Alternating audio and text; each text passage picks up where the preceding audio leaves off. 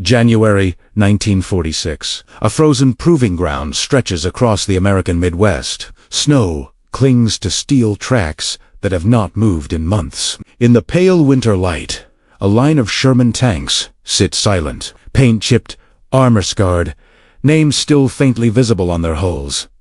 These machines crossed France. They burned through the Ardennes. They rolled into Germany under fire. Now, no crews climb inside. No engines roar to life. Instead, officers stand with clipboards. Engineers circle slowly, measuring, inspecting, questioning. The war is over. America has won. And yet, here, something feels unsettled. During the war, the Sherman was everywhere. Reliable, familiar, trusted.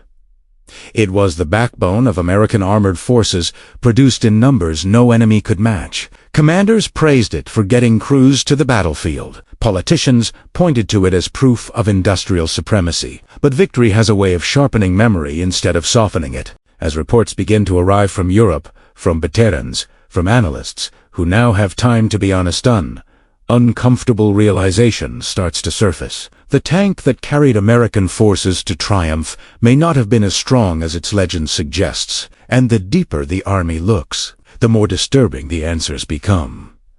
The story of the Sherman tank does not begin on a battlefield. It begins in American factories long before the United States fired a single shot in the Second World War. In 1940, the U.S. Army was not preparing to fight Germany head-on. It was preparing to mobilize quickly, efficiently, and on a scale no nation had ever attempted. American planners studied the early campaigns in Poland and France and drew a stark conclusion. Wars were no longer won by individual machines, but by systems.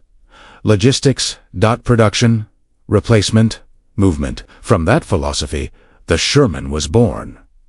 Officially designated the M4 medium tank, it was designed not to be the most powerful tank on the battlefield, but the most It had to fit on ships, cross weak bridges, be repaired in muddy fields, and be driven by crews with limited training. Armor thickness was balanced against weight. Firepower was balanced against reliability. Every compromise was deliberate. At the time, it made sense. American doctrine viewed tanks primarily as exploitation weapons. They were not meant to duel enemy armor head-on. That role belonged to tank destroyers, lightly armored vehicles designed to hunt enemy tanks. Shermans were expected to break through, support infantry, and keep moving. German doctrine was different. By 1942, German armored design had shifted toward heavier, more lethal machines. The Panzer IV was up. The Panther entered service with thick sloped armor and a high-velocity 75mm gun. The Tiger appeared with armor that could shrug off most Allied fire from the front. These were expensive tanks, difficult to maintain but devastating in a direct fight. American commanders knew this. They simply believed they could outproduce it. And they did. Between 1942 and 1945, the United States produced nearly 50,000 Shermans. They were shipped across the Atlantic and the Pacific in endless waves. Damaged tanks were replaced. Lost crews were trained again, where German units waited weeks for parts. American units waited days. On paper, the equation favored the Sherman. But on the battlefield, paper did not stop shells. As American forces pushed into North Africa, then Italy, then France, Sherman crews encountered German tanks that could kill them at ranges where they could barely respond. Veterans quickly learned to flank, to maneuver, to call for artillery or air support. Losses were accepted as the cost of progress. High command defended the design. The Sherman, they argued, was not meant to fight alone. It was part of a combined arms machine, and as long as that machine kept moving forward, the tank had done its job. By 1945, that argument seemed validated.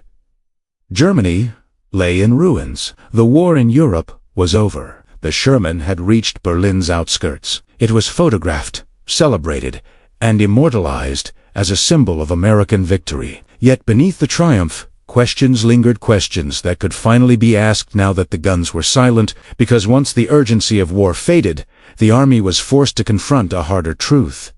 Winning with a weapon did not mean it was without flaws, and those flaws were about to matter more than ever. When the war ended in 1945, the U.S. Army did something it had not been able to do for years. It slowed down. During combat, design flaws are tolerated if momentum is maintained. Reports are shortened. Criticism is softened. Losses are explained as necessity. But in peace, the paperwork grows heavier and the language becomes sharper.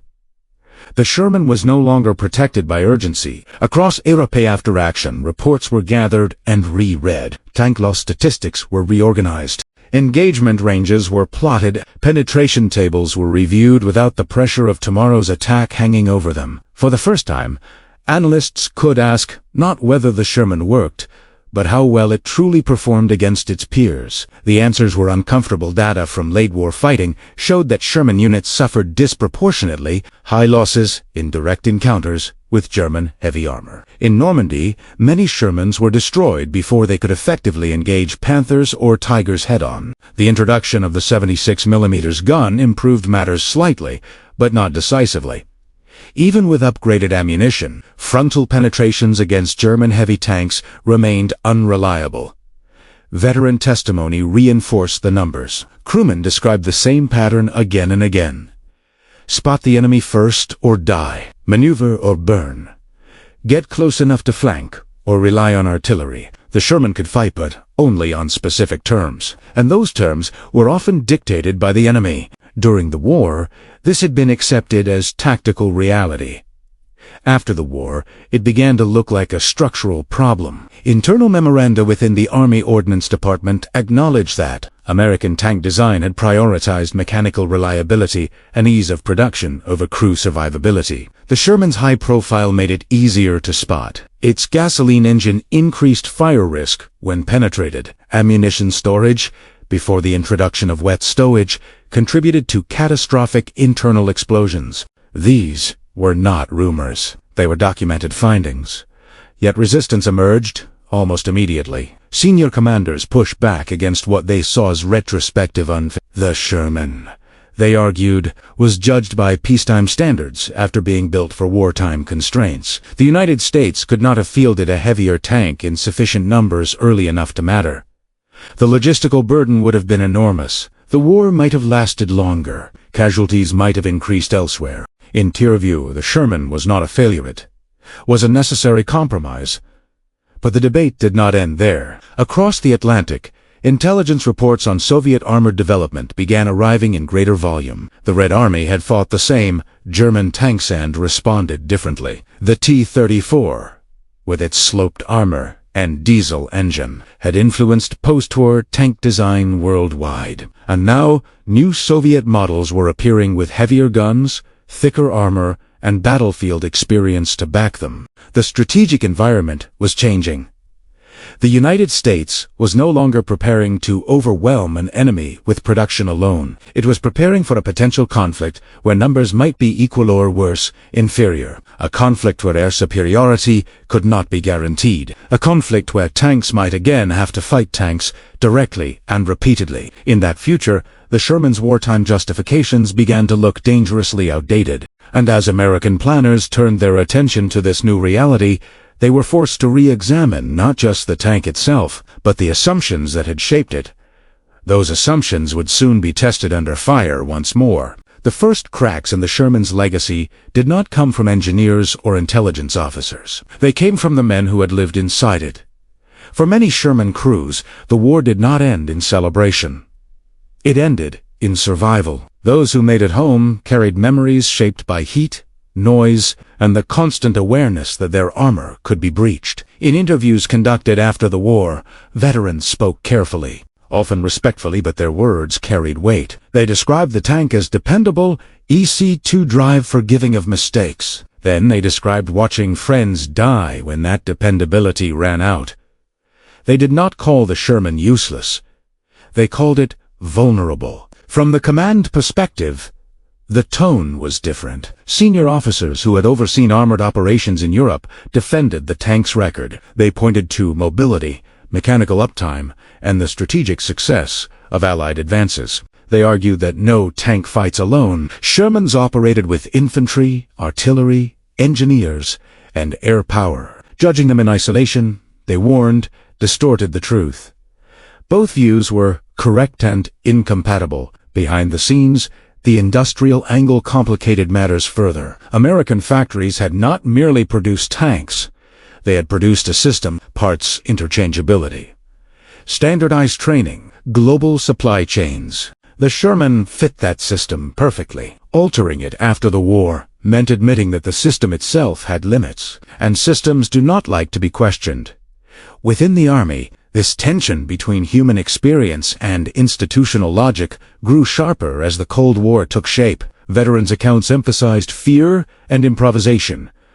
Commanders emphasized outcomes and maps. Ordnance officers emphasized specifications, and each group spoke a different language, but they were all circling the same issue. What happens when a weapon designed for one kind of war is asked to serve in another? That question gained urgency as intelligence officers compared wartime German armor to post-war Soviet designs.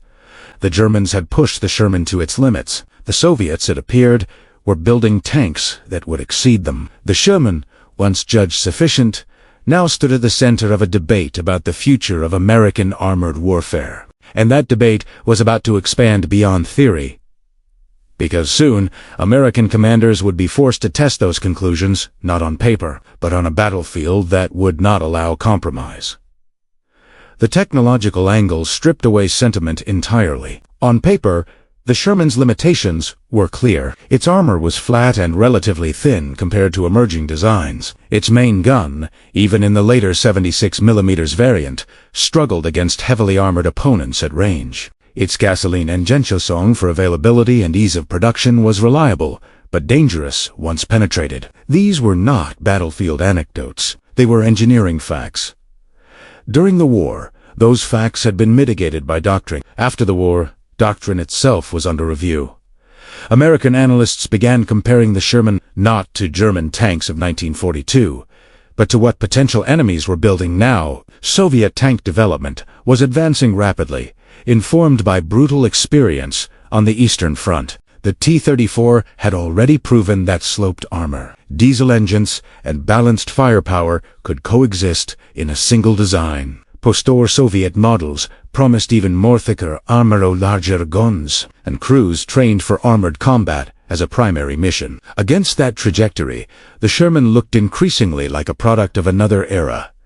There was also an enemy angle that American planners could no longer ignore. Germany had fielded superior tanks late in the war, but too few of them. The Soviet Union, by contrast, possessed both numbers and momentum. In any future conflict, American tanks might not enjoy overwhelming numerical superiority. They might have to fight peer vehicles repeatedly without guaranteed air dominance or uncontested supply lines. That realization altered the moral calculus. During World War II, losses had been justified by speed and necessity. The Sherman's role was to keep moving forward, even at cost. But in a potential future, war especially one fought under nuclear shadow, attrition was no longer acceptable doctrine. Crew survivability became a strategic concern, not just a humanitarian one. The question quietly circulating through planning rooms was no longer whether the Sherman had won the last war. It was whether it could survive the next one. By the late 1940s, the answer was becoming clear. The Sherman could not evolve fast enough. Its design margins were exhausted. Upgrades added weight without solving core vulnerabilities. New concepts were needed: heavier armor, more powerful guns, better crew protection, and tanks designed from the outset to fight other tanks. All of this remained theoretical until history intervened. In June 1950, a war broke out on the Korean Peninsula, and with little time to prepare, American forces reached back into their inventory. They brought the Sherman with them. June 1950. The Korean Peninsula erupted into war with a speed that shocked American planners. North Korean forces surged south, across the 38th parallel, spearheaded by armored units equipped with Soviet-built T-34-85 tanks. These were not the war machines of the Second World War. They were modern, well-armed, and handled by crews trained for armored warfare. The United States was not ready. American occupation forces in Japan had been structured for policing, not high-intensity combat. Their armor inventories were thin. Many modern tanks were still in development, or held back for Europe. Faced with a rapidly collapsing front, commanders reached for what was immediately available. They reached for the Sherman. By the summer of 1950, M4 Shermans, upgraded with the 76mm gun, and improved suspension were rushed back into combat. For some officers, this felt familiar. The Sherman had faced German armor before and survived, but Korea was different, and the first encounters made that clear. When Sherman units met North Korean T-34s, the engagements were brutally revealing. At typical combat ranges, the Sherman's gun struggled to penetrate the T-34's frontal armor. North Korean crews, by contrast, could destroy Shermans with alarming consistency. Reports described American tanks being knocked out before they could maneuver or flank. The tactics that had worked in Europe Overwatch, combined arms, numerical pressure were difficult to execute in Korea's mountainous terrain. The shock was immediate. Field reports sent back to command were blunt. American tankers were facing an enemy vehicle that was, in nearly every technical respect, superior. The T-34's sloped armor deflected shots. Its diesel engine reduced fire risk. Its gun outranged and outperformed the Sherman's main armament. This was not a marginal disadvantage. It was decisive. Veterans of World War II recognized the pattern instantly, but this time there was no illusion of inevitability. Losses mounted quickly. Crews improvised, closing distance at extreme risk, coordinating with infantry and air support to compensate for what the tank itself could not do. Commanders, watching the reports accumulate, understood what they were seeing. The post-war debates had not been theoretical after all. The Sherman was no longer facing an enemy that lacked numbers, logistics, or time. It was facing a modern armored force, and it was being found wanting. What had once been defended as acceptable compromise now appeared as dangerous obsolescence. And as the fighting intensified, American leadership was forced to confront a reality they could no longer delay. They needed answers, and they needed them fast. By late summer of 1950, the reports from Korea had stripped away any remaining ambiguity. The Sherman was no longer being evaluated in conference rooms or training fields. It was being judged in real time, under fire, against a peer adversary. American commanders responded with urgency. Emergency measures were ordered almost immediately. Sherman units were instructed to avoid frontal engagements whenever possible. Tank crews were trained, sometimes overnight, to aim for side armor at close range. Infantry-tank coordination was emphasized to a degree not seen since the final months of World War II. Air power was called in to neutralize enemy armor before it reached American lines, but these were compensations, not solutions. Behind the scenes, senior officers acknowledged what the battlefield was making undeniable. This Sherman, even in its most advanced wartime configuration, could not reliably defeat the T-34 in tank-in-tank combat. In internal communications, phrases like material inferiority and urgent replacement began to appear with increasing frequency. The psychological effect was as significant as the tactical one. For many American officers, the Sherman had represented continuity. It was familiar, it was proven, it was a reminder of victory. Seeing it fail so clearly, so publicly, was a shock, not just to doctrine, but to confidence. The assumption that American industrial success could compensate for technical disadvantage no longer held. The response was swift. Heavier tanks were rushed into theater. The M26 Pershing, developed late in World War II, but produced in limited numbers, began arriving in Korea. With thicker armor and a more powerful 90mm gun, it could engage the T-34 on more equal terms. Engagement reports shifted almost immediately. Loss ratios stabilized. The tone of field communications changed from alarm to cautious control. The contrast was impossible to ignore. Where the Sherman had required careful maneuver and combined arms to survive, the Pershing could fight directly.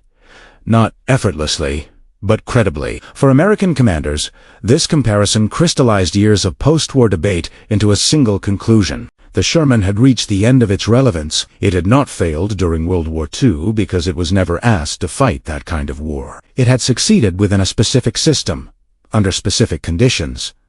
Korea removed those conditions. It exposed the gap between wartime necessity and post-war reality. By the end of 1950, the verdict was clear, even if it was rarely stated publicly. The tank that had carried American forces across Europe could no longer anchor American armored doctrine. Its ERA was over. And with that realization came consequences that extended far beyond Korea, reshaping how the United States would design, deploy, and think about tanks for the rest of the Cold War. The conclusions drawn from Korea did not remain on the battlefield. They traveled back through command channels into doctorate manuals, procurement plans, and the quiet language of official reports. The Sherman was not condemned publicly. There was no announcement of failure.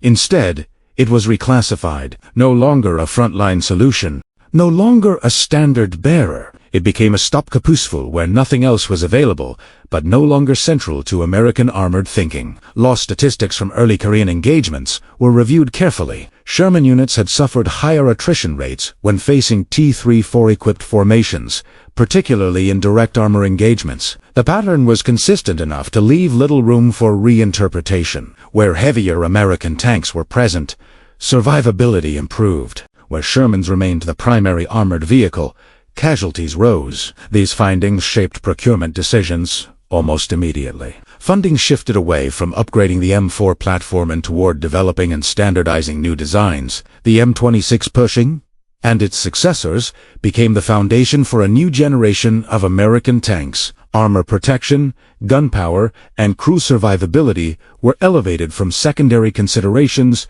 to core design priorities.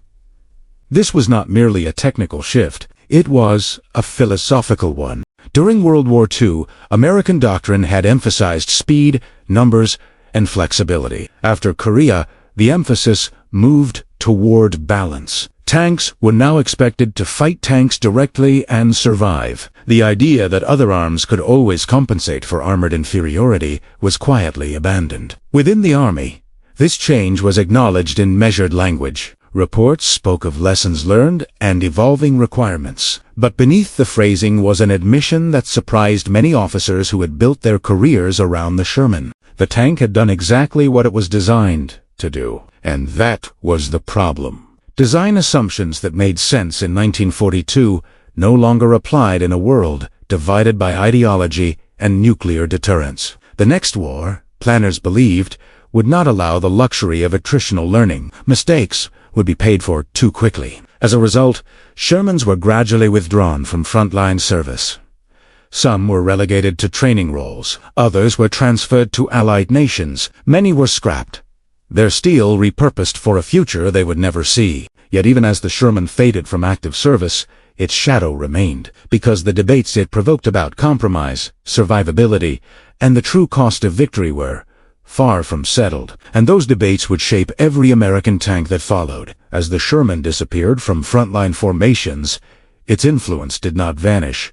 It transformed. In the years following Korea, American armored doctrine was rewritten with an intensity not seen since the early days of World War II. Training manuals were revised. War college lectures changed tone. The Sherman became a case study not in failure, but in limitation. Officers were taught that success in one war could mask vulnerability in the next. The U.S. Army began designing tanks around a single, unavoidable premise. Future enemies would field capable armor in large numbers. Air superiority might be contested. Logistics might be disrupted. Combined arms could no longer be assumed as a safety net. The tank itself had to endure. This thinking shaped the development of the M46, M47, and ultimately the M48 Patton series. Armor became thicker and sloped. Guns became larger and more lethal. Ammunition storage was redesigned to reduce catastrophic fires. Crew protection was no longer treated as a trade-off, it was a requirement. Quietly, commanders also adjusted how they spoke about the past. In internal discussions, the Sherman was increasingly described as context-specific, a weapon perfectly suited to a war of global logistics and industrial dominance, but dangerously exposed once that dominance narrowed. This reframing allowed the Army to honor the tank's service without repeating its assumptions. Veterans noticed the change. Some felt vindicated.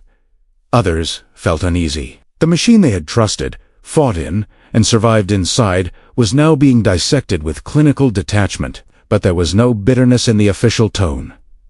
Only restraint. The Army understood that public criticism of the Sherman risked undermining the legitimacy of an entire generation's sacrifice. So the reckoning remained mostly internal. By the mid-1950s, the Sherman had largely exited American service. It lived on in museums, training grounds, and foreign armies. Its silhouette remained iconic, but its role was finished. What replaced it was not just a new tank, but a new mindset. American commanders had learned that winning a war does not guarantee preparedness for the next one, that industrial brilliance cannot permanently compensate for battlefield vulnerability, and that compromise, when left unexamined, can harden into doctrine. Those lessons were costly, but they were learned in time, and that, perhaps more than any specification or statistic, is the Sherman's final contribution to history. The Sherman tank occupies a rare place in military history. It was neither the most powerful nor the most feared machine of its era, yet it moved farther, longer, and carried more soldiers through war than any American tank before or since. It did not dominate the battlefield by force alone. It endured through reliability, numbers, and a system built around it. That endurance won a war. But history is not kind to context once time passed. When the world changed, the Sherman's strengths became limitations. The same compromises that allowed it to be produced by the tens of thousands left it exposed when confronted by a different kind of enemy in a different kind of war. What shocked American commanders after World War II was not that the